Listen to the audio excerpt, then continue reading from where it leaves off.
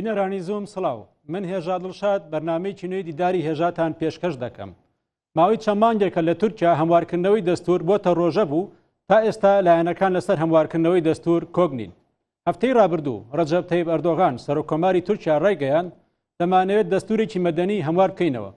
گوتەی ئەردۆغان کەمێک ناڕوونە لەبەرەوەی تا ئێستا وردەکاری ئەو برگانەی دەستور بۆ ڕای گشتی ئاشکرا نەکراوە. پرۆژەی هەموارکردنەوەی دەستور لەلایەن حکومەتی ئاک پارتیەوە پێشنیار کراوە. لە ئێستادا تەنها مەهاپەی هاوپەیمانی ئاک پارتی پشتیوانی خۆی بۆ هەموارکردنەوەی دەستور دەربڕیوە. بەدەر لەوەش ڕۆڵی تورکیا لە هاوکێشەکانی ناوچەکە و هەڵوێستەکانی لە بەرامبەر ئیسرائیل بابەتێکی گەرمی پارتە سیاسەکانی تورکیایە. هوداپار یەک لە پارتە سیاسەکانی باکووری کوردستانی تورکیایە. لە ئەم پارتە لە کۆتایی ساڵی 2012ەوە دامەزراوە وەک پارتێکی سیاسی کە نوێنەرەتی بەشێک لە دەنگدەری ڕاستەوی باکووری کوردستان دەکات. ئەم پارتا و پەیمانەتی لەگەڵ ئاک پارتی هەیە لە ساڵانی دواییدا و تا ئێستا تێبینی لەسەر هەموارکردنەوەی دەستور هەیە. هوداپار لە بژاردنەکانی پەرلەمان و شارەوانەکاندا بەشداری دەکات و لە پارێزگاکانی باکووری کوردستان جەماوەری خۆی هەیە. حزوری هوداپار لەسەر هاوکێشەکانی سیاسی لە وڵاتە زیاتر گفتوگۆی لێکەوتەوە کاتێک هاوپەیمانێتیان لەگەڵ ئاک پارتی ڕاگەیان. بۆ گفتوگۆی زیاتر لەسەرم تەوەرانە میواندارایی بەڕێز سەرکان ڕامانڵێ گوتەبێژی هوداپار و پەرلەمانتاری شاری باتمان دەکەم. بەڕێز سەرکان ڕامانڵێ سەرەتا بەخێراتی بۆ بەرنامەکەمان. ناخێرە دەبن ماڵەوە بابە. بەڵێ سەرەتا دەمەوێت لەوە دەست پێ بکەم هێرشەکانی ئەم دوایی ئیسرائیل بۆ سەر لوبنان شتێکی چاڕوان کراو بوو. پێتان وایە دوای لوبنان ئیسرائیل هێرش بۆ سەر ناوچەکانی دیکە بکات؟ شەڕێن ئیسرائیل لە هەمبەر ئینسانیەتێ لە هەمبەر مرۆڤایەتیە دخوازێت و شەڕێکی بەهەرەمی لەدار بخە دخوازێت و تەمامی هەرێمامە تێتەیاوە ئاگرێکی مۆزن ji ber wê awayê tu sîne jê re tuneye dest bi kuştina zarok'a pîreka jina ihtiyara dike heçî sivîl heçî leşker jê re ferq tuneye bi her awayê dixwaze ku şer berdewamtir bike û mixabin dinya jî tev temaşe dike kes nikare li hember van siyonîstan pêşiya wî bigire yan tedbîra bistêne maalesef herkes li benda hevdûye و خواابێتنە بەختی ئەمریکا خواابێتنە بەختی ئەوروپا مالەسە. بەڵێ بەرز سەرکان هەندێک لە پارتە سیاسەکانی تورکیا ڕخنەی تون لە حکومەتی ئاک پارتی دەگرن کە هەڵوێستی جدی بەرامبەر هێرشەکانی ئیسرائیل نییە. ئایا هەڵوێستی هوداپار لەسەر هەڵوێستی تورکیا کاردانەکانی تورکیا لەسەر ئیسرائیل چۆنە؟ ڕاستە ئەمژی بێ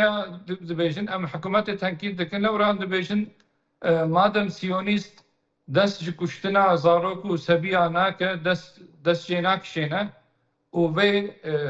sûcê xwe berdewam dike hûn jî têkiliyê xwe jê bibrin têkiliyên siyasî têkiliyên aborî têkiliyên dîplomatîk ji siyonîstan bibrin lê mixabin heta niha weke dilê me hikûmet gavnî erênî neavêtiye derheqê vê mijarê de lewra em dibêjin ji hikûmeta Tirkiyê re ger qeweta we tune bike û bin bidine sekinandin van siyonîstan ji vî şerî naxwe têkiliyê xwe bibirin bes alîkarî bi wan re bikin û hevdîtinê bi wan re nekin û heta qebûlkirina dewletbûna siyonîst jî dev jê berdin. بەڵێ ینی پێتان وایە حکومەتی ئاک پارتی پەیوەندیە دیپلۆماسی و ئابووری لەگەڵ ئیسرائیل هەیە لە ئێستاە؟ ئێنها هەیە ڕاستە ون jî dizanin têkiliyên siyasî hene têkiliyên dîplomatîk berdewam in her tiştê ku têne ber destê me em dibênin ku hikûmeta Tirkî weke dilê me têkiliyê xwe ji siyonîstan nabire heta niha. پەیوەندی ئابووری ژی هەیە چکە لە ڕۆژنامەکانە ئیعدایکی وا بوو کە پەیوەندی بازرگانی تورکیا و ئیسرائیل بەردەوامە. بەێ bi meha me bang li hikûmetê kir ku van têkiliyê xwe aborî ê ekonomîk dev jê berdin dev jî tîcareta xwe berdin lê hikûmet pêşî digo tik xebatê me wiha tune ne me tîcaret bi siyonîstan re nekiriye vê başî derket ku Serokkomar Erdogan got me têkiliyê xwe aborî ji siyonîstan biriye lê niha jî gelek nûçe hûn jî taqîb dikin em jî taqîb dikin li ser şirketên taybet ev tîcareta hanê berdewam dike em jî bangên hikûmetê dikin em dibe tedbîrê xwe bistêne bera tu kes nikaribe li ser navê Tirkî têkiliyên aborî bi siyonîstan re bikin. کەواتە پێتان وایە دووفاقیەک لە سیاسەتی ئاک پارتی هەیە پەیوەندیەکانی لەگەڵ ئیسرائیل، واتە ئەو گوتانەی ئەوترێ بە پرسانی ئاک پارتی و لەگەڵ ئەوەی کە هەیە لە ئەمری واقعیاک و خۆتان ئاماژەتان پێکرد، ئاک پارتی جۆرە جۆرەکان درێژە بە پەیوەندیەکانی دا لەگەڵ ئیسرائیل. ئەستێنەگەیشتم قسراف بکەم. پێتان وایە ئاک پارتی لە پەیوەندیەکانی لەگەڵ ئیسرائیلە ڕازگۆنیە لەگەڵ ڕایگشتیە کە وەکو خۆت ئاماژەت پێکرد بە جۆرە جۆرەکان پەیوەندیە دیپلۆماسی و بازرگانەکان بەردەوامە. معنى سبر دوام نها قال افتكرين تركي والسيونيستا كو امكان بدا كو اف سيونيست دبجبان كرني خو بردن بلكي ما يبقوا تفيدا وجهه ام دزاني كو سيونيست ثاني جشاو بفشونه فهم دكن زورداريه فهم دكن لو راح حتى انها بزورداريه تشتيغو بدس فستنا بقوتنا بشيرتا سيونيست ناينري لازم اف ذهنيتا سيونيست كو تيروريست بي بداوي كرن بچرنگي یک قارب لازم دوي وارده گاوان باوجن هكنا بتيكري وبشيرت وبقوتنا اف سيونيست دب جوان كاري خوي خراب برناد. بەڵێ بەرە سەرکان پێتان وایە ئیسرائیل مەترسیەک بێ بۆ سەرخاکی تورکیا هێرش بکاتە سەرخاکی تورکیا چکە ڕاشکاری چێردۆغان لێدوانی چی وایە بوو لە ڕۆژانی ڕابردووە. راست اف مترسيك هم بهن بپیش دادچن اما گاف بگاف دبینن قد نو هابا چی ایشو کاری سیونیستا لهمبر بیروت لهمبر لبنان هبو اريب صالان بدن صالان دخواسكن جو عرض فلسطين بداگر كري بدست بخن شريقه بردوام دكن ل در حق بيروت ده در حق لبنان ده در حق سوري ده قالك ايريشي وان هنا وأوجي بمدلة نشاندان كو أو ذهنية وان أو باوريا وان جوارة دبيجة كو لازم ون في هرمي بالتفاهي داقر كربكن تبلي عودة تركي بخوا. يعني بو تركيا أجر يوه هيرش بكات؟ نها بلكي د زمانك كورتا تنبه لأف قاف بقاف تي دماكو أف تدبير نيستاندن مداخلة بيروت لبنان فلسطين قرب تركي جي برتك نشان نده تدبيرا نده اینه تبلو دولت هرمه اف سیونیست و عرضی خوشی برفرختر بکن و داگل کریا خوزیده بکن و قاب بقار بار حکومتات ترکی و بار عرضا ترکی بشی ورد. بله هوداپەر لە پەرلەمان خاوەنی 4 کورسیە و لە هەڵبژانی شارەوانەکانی ئەم ساڵدا یەک لە 3 پارتی سیاسی بوو لە باکووری کوردستان کە توانی دەنگ بەدەست بێنێت. دیدی هوداپەر بۆ چارەسەریە دۆزا کورد چییە؟ چ مۆدێلێکە؟ ئەم سەری دەبێت بێژین 40 ساڵە بشەو پەفچوون و کوشتنێ ئەم نەگەهانە حەق و مافێ خۆ. ئەو کەسێک بۆ دەگوتن ئەمێ حەق و مافێ خۆ بەدەستی چەکداریە بەدەست بخن هاتە خویاکردن کو تفێدەژی کوردارە نانین. ئەم دەبێژین چارەسەریە مەسەلا کورد بڕیا سیاسەتەیە بڕێکە مەشروعە بڕێکە سیڤیلە. چاوەک ئوستاد بەدی زەمان ژمارە گوتیە ئینسانی مەدەنی ئیقناکردنا وان بگوتنەیە. ژبەروێ ئەم دەبێژین لازمە هەرچی ئەم تشتێک و تەبگەرە خۆ ئەم بکەن بڕیا سیاسی بڕیەکە سیڤیل بڕیەکە مەدەنی ئەم بشۆپێنن. هەکەنا بچەک و سیلاحە حتا بێگە چاوە ئەم نەچوونە سەری یامە نەچویە سەری ji hingê pêde jî naçê serî lazim e em dev jî çek û sîlahan berdin û biriya siyasetê birêke medenî em du heq û mafê xwe bigerin. Ev jî bi çi awayî dibe bi temsîliyeteke mezin dibe bi piştgiriya gelê me dibe. Anha ev 10 salê me ku em siyasetê dikin lê hê îro em gihane 4 kursiyê meclisê. Em dizanin û bawer dikin ger ev birêveçûna me ji taraf gelê me jî bêqebûlkirin û em gavnên baştirîn bi hikûmetê bidine avêtin wê temsîliyeta me jî zêde bibe û em bawer dikin wê hikûmeta Tirkî jî sîstema Tirkî jî pergela Tirkî jî bigihre bar bi qebûlkirina heq û mafên gelê Kurda lewra em dawa statûyê ji gelê xwe re dikin em dawa zimanê fermî dikin û em dixwazin wek heviyek di nava hemwelatiyên Tirkî de tevî çê bibe. لورا هرێما me jî zêde bi paş ketiye bi heman awayî ji xizmetên دولتي بپار مایه ام دخوازن وک هوی یک چه ببه و همولاتی ما دباكو كرد با دباكو عرب با دباكو ترك با حزب حيفا برستن و ام نابجن ام جي كسي چيترن لي ام قبول ناكن كو ام شس جي كيم تربن بەڵێ من لە 2013 ئەو کاتە بەهاری 2013 تقریبا کەمتر لە 6 مان بوو هوداپار وەکو پارتێکی سیاسی لە تورکیا هاتە ئاواکردن دامەزرا من ئەو کات چاپێکەوتنم لە ئەنکەرە چاپێکەوتن لەگەڵ یەک لە یاریدەری سەرۆکی هوداپار هەبوو ئەو کاتە ئۆپۆزیسیۆنێکی تون بوون بەرامبەر دەسەڵاتی ئاک پارتی بەڵام نەها لە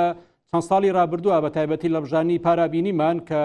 لە بژانی سەرۆکۆماریە هوداپار پشتیوانیە لە ئەردۆغان کردو ینی هات چووە هاوپەیمانی کۆماری ئامانج لە چونە ناو هاوپەیمانی لەگەڵ ئاک پارتیا چی بوو؟ هاوپەیمانیەمە ئەو بۆ مەدکو کو هەنێکی ژێ ئەردۆغان چێتر دەرکە بەش بووناگەل لێمە ئەمە پشتگیریە بدنەوی لێ دەرکەت و زیهنیەتە جە هەپێ بە سەرۆکی گشتی وای بەرێ کەمال کڵشتەرۆڵێ بوو نامزەتێ سەرۆکۆماریە مەکو ئەv ئینسان نەژی کوردارە نەژی ترکارە فەیداوی تونەیە بخوا زیهنیەتە وا نە ئێچێکردنەیە ئاواکردنەیە ما پشتگیریدا ئەردۆغان و بوێ وەسیلەژی بتێکیلی ئەمە بتفاق ئەمە ئەم تێک ئەم کەتنە مەجلسێ لێ ما بازارە بێرە کردبوو مە گوتبوو ئەمێ وەک خوا بمێنن یعنی ji daw doza xwe venekişin tiştêk û em heta nihat bêjin em ê dîsa berdewam bikin bêjin her tiştê ku em hikûmetê rexne dikin ji îro pêde ji em ê rexne bikin lewra em dixwazin gelê me bi aramiyekê bi huzûrekê heyata xwe berdewam bikin û çi tiştê ku niha em siyaseta wê 10 sal berê me şopandiye îro jî em dişopênin em ji wan gotinê xwe jî me xwe nedaye paş لێ ئەم دخوازن ئەف تشتێک و ئەم لە دووێنە گەر ئەم خۆشک بە ئینسانە بدنە ئیفادەکردن ئەس باوەڕ دکم وێ تەمسیلیەتامەژی زەدە بە و ئەمێ تێسیرێکە مازنژی لە مەجلیسێژی بکن لە حکوومەتێژی بکن پشتی گوان بوون اتفاق بە ئاخ پارتیێرە نەکو ئەم چوونە سەر خەتاوان نەکو مە دەوش خۆ بەردا دەوژ فکرێ خۆ بەردا ئەم تەبلیوانە بوون ئەم وەک خۆمان چاوەکو ئاخ پارتی و مە هەپەژی وەک خۆ دمێنن بەردەوام دکن ئەم جی ببی ڕەنگی بڕەنگێ خوا و بگوتنێ خۆ بە فکریاتێ خوا لە سیاسەتێدا ئەم مەشاخوا دەوام دکن بەڵێ وەک دەزانن ماوەی چەند مانگێکە تورکیا ئۆپەراسیۆنی سەربازی لە ناوچەکانی هەرێمی کوردستان ئەنجام دەدا ئێوەش هوداپار نوێنەراتیتان لە هەولێر هەیە و پەیوەندیی باشتان لەگەڵ سەکردایەتی هەرێمی کوردستان هەیە هەروەها لە تورکیاشە هاوپەیمانیتان لەگەڵ ئاک پارتیا هەیە ئایا هوداپار هیچ داواکارێکی بۆ ڕاگررتنی ئۆپەراسیۆنی سەربازی لە هەرێمی کوردستان چکە وەکو خۆتان نەزانن لە ئۆپەراسیۆنانەیە زۆر جار هاوڵاتی مەدەنی دەکرێتە قوربانی لە هەرێمی کوردستان بەێت وندیی دەزانن ئەفسەری چ ساڵەیەک و شەڕێ ناوبەرە دەولەت و پەکێکی بەردەوام دکات ئیرۆ نەها پەکێکە قەرس بووە لە سەری چیاژی نکارە حەول بدەن و تەفگەراخوا بە هەبڕە بهێلە حکوومەتە تورکیشی نەڕاستبوونە خۆ نیشان دەدا لە هەمبەربان چەکداریە پەکێکی وەنجی دەزانن پەکێکە هێزێ خۆ بزێدەتر هەرێمە کوردستانی بژی دەکرد هەنگیژی مە دەگوت جیەوە نە ئەفدەرە هەرێمە کوردستانی ئیرۆ نەها هێ نەکی هیچ شتێوێ ئاستاک و سەر بخوا بەردەوام ببە حزور و خۆشیەکەوە نەها هەیە ئیرۆ گەلێ کورد دووردە بە حەق و مافێ خوا و بخوا حکوومەتە خوا بدەست خستیە حقیقت کسی تنک و حضور آواناجی خراب کرد. اجباروی آوای اب اپراسیونی گوهات نکرد که پکه که برای خود ده هرم کردستانی و جیای وین اشغال دکه و تبلیغی لشکری ترکیجی بالخوا دکشینه ده اپراسیون چیه بکن ابج حضورا هرم کردستانی براسی خراب دکه ام اجباروی که ناراضی نکو ابشر و خفشون تێکە بە ناوە هەرێمە کوردستانی حزور و ئاشتی و خۆشیە هەرێمە کوردستانی خراپ بە ئەم ژوێ ناڕازینە مە بەیاژی بەیان کرد لێ ئەم بێژی دبێژن نەکو ئەم دەبێ بەرە شەڕ و پەپشون ناوە کوردستانە ترکی لە ترکی دەوام بکە ئەم لە دژی تەمامێ شەڕ و پەپچوونانە ئەم دەبێ پرۆبلەمی مە هەنە ئەم پرۆبلەم بڕیا سیاسەتێ بڕیەکە مەشروع دڕیا درێکە سیڤیل دە ممکنە و بێ چارەسەرکردن چه قاسی دیالوگ و هفدیتن چه ببه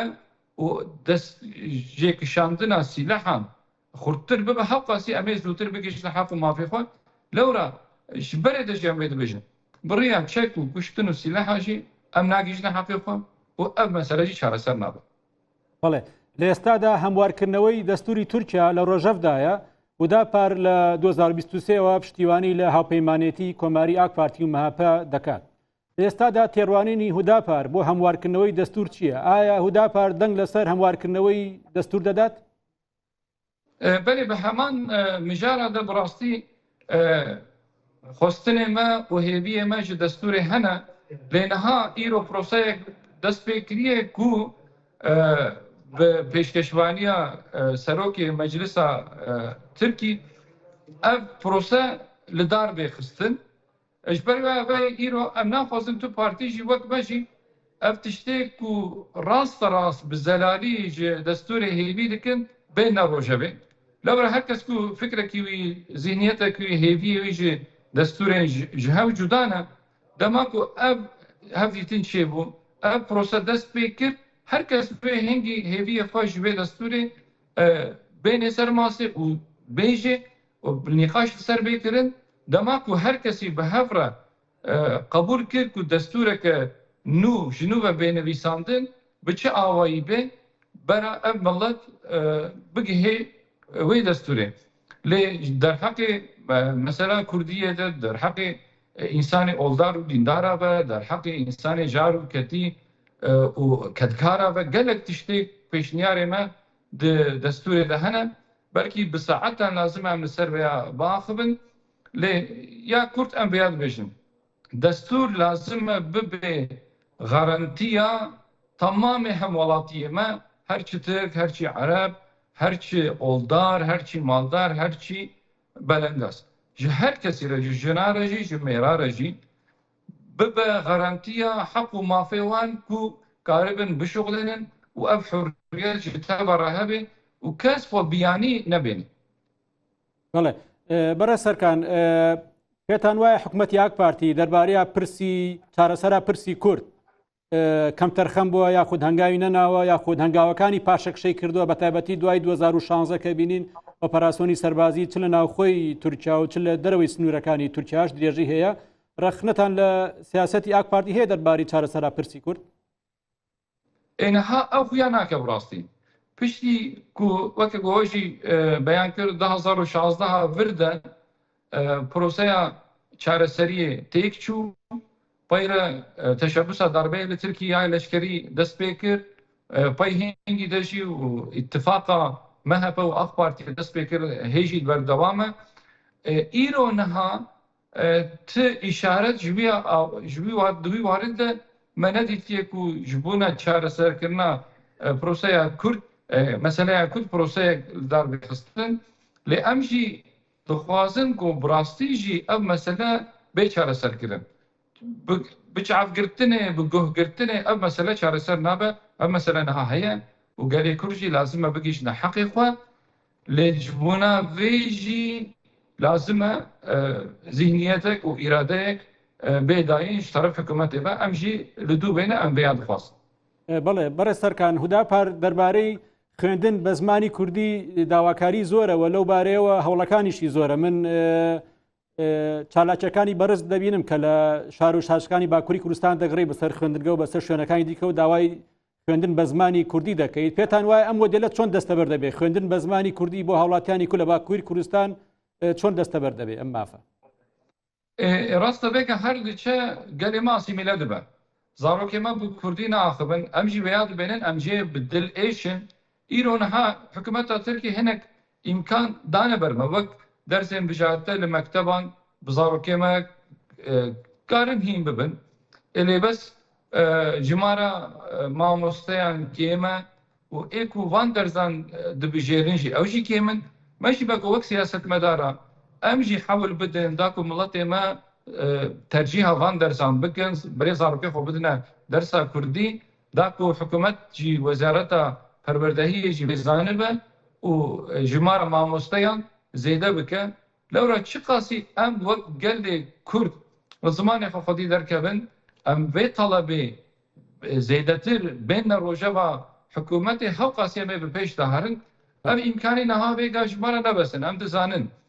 لي نها اب امكاني قلت دستي مدى ام جدستي خو بردن دبكو ام نتيج نوان ارمانجي خوي دنجي ايرو اب امكان هنا ام بايم وا امكانا بشغلين قالك اصلا جي دبي واريد براستي هنا دماكو مدست فان كامبانيا خوشي كرمتيت همج آلية وزارته و همج آلية جواكي و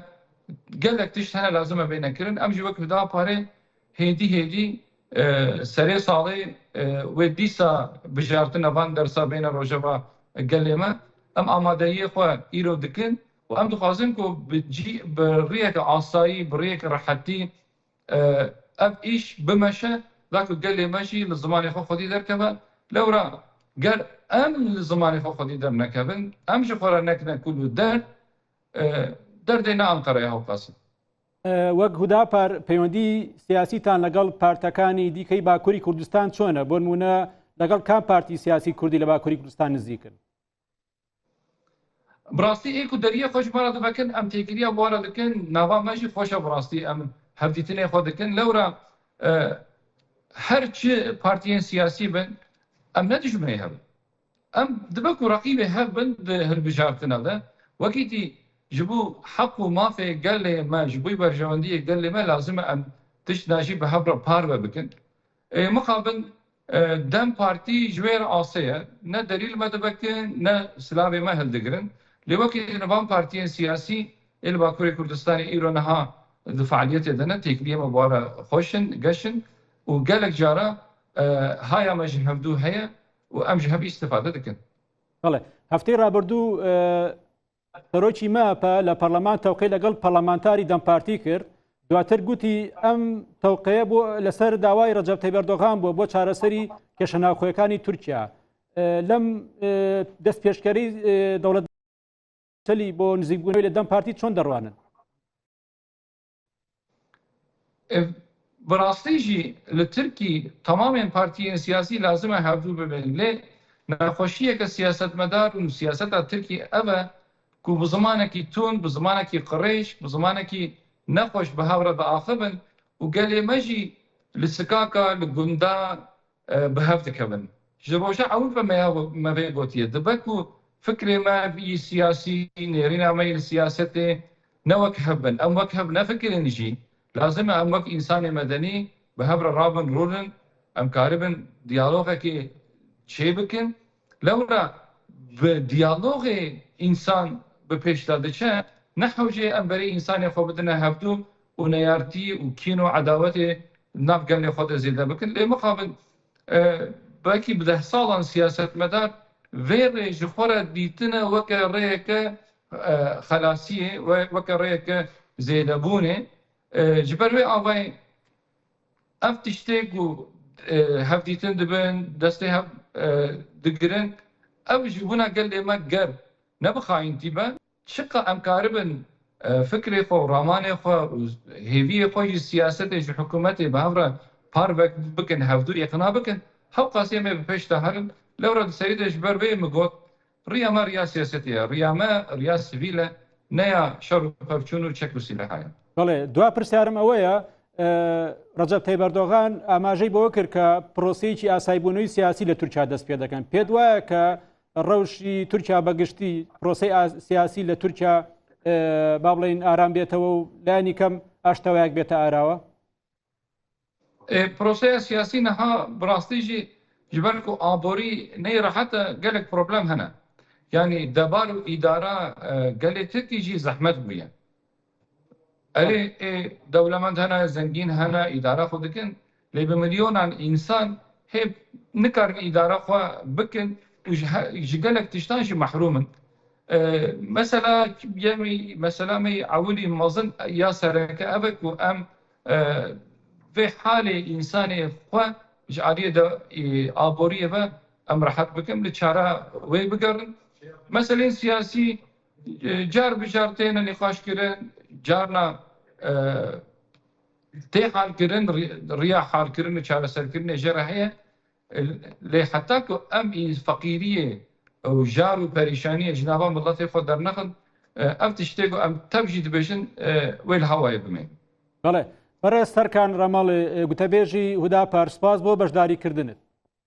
ئەجی سپاس دەکەم مالەوە ئاوا ڕۆژەوە بخێر. بینەرانی زووم سپاس بۆ ئێوەش کە بینەرمان.